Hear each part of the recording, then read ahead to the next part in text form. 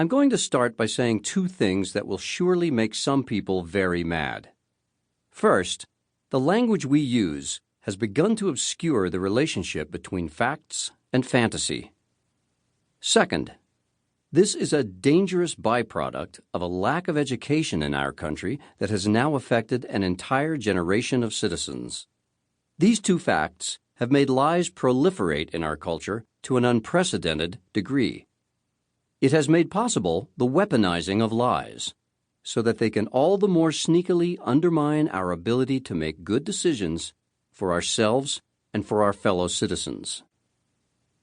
What has happened to our language? The Oxford Dictionary's word of the year for 2016 was post-truth, which they define as an adjective relating to or denoting circumstances in which objective facts are less influential in shaping public opinion than appeals to emotion and personal belief. It was selected because its usage skyrocketed during that year. I believe we need to get back to using plain old truth again, and fast. And we need to reject the idea that truth doesn't exist anymore. We are all being more than a bit too careful in how we refer to falsehoods. Perhaps in an effort to avoid personal confrontations, an effort to just get along, we have started to use euphemisms to refer to things that are just plain wackadoo crazy.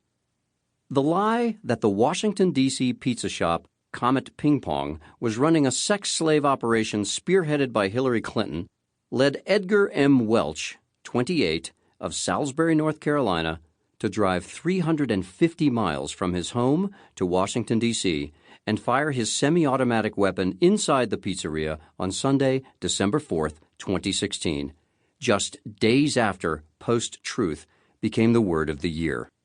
The New York Daily News called the lie a fringe theory. A theory, by the way, is not just an idea. It is an idea based on a careful evaluation of evidence. And not just any evidence. Evidence that is relevant to the issue at hand, gathered in an unbiased and rigorous fashion. Other euphemisms for lies are counter-knowledge, half-truths, extreme views, alt-truth, conspiracy theories, and the more recent appellation, fake news. The phrase fake news sounds too playful, too much like a schoolchild faking illness to get out of a test. These euphemisms obscure the fact that the sex slave story is an out-and-out lie. The people who wrote it knew that it wasn't true. There are not two sides to a story when one side is a lie. Journalists, and the rest of us, must stop giving equal time to things that don't have a fact-based opposing side. Two sides to a story exist when evidence exists on both sides of a position. Then, reasonable people may disagree about how to weigh that evidence and what conclusion to form from it. Everyone, of course, is entitled to their own opinions, but they are not entitled to their own facts. Lies are an absence of facts and, in many cases, a direct contradiction of them. Truth matters. A post-truth era is an era of willful irrationality, reversing all the great advances humankind has made.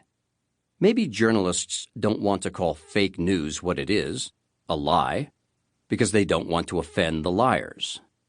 But I say offend them. Call them on the carpet. Perhaps a better formulation is, what has been happening to our educational systems and institutions in the run-up to this post-truth era? The number of books students read on average declines steadily every single year after second grade.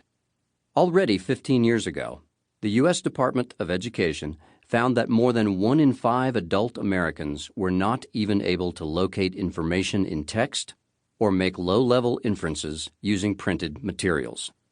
We have apparently failed to teach our children what constitutes evidence and how to evaluate it. This is worthy of our outrage. Edgar Welch, the Comet Ping Pong shooter, told authorities that he was investigating the conspiracy theory after reading about it online. Our information infrastructure is powerful. It can do good or it can do harm, and each of us needs to know how to separate the two.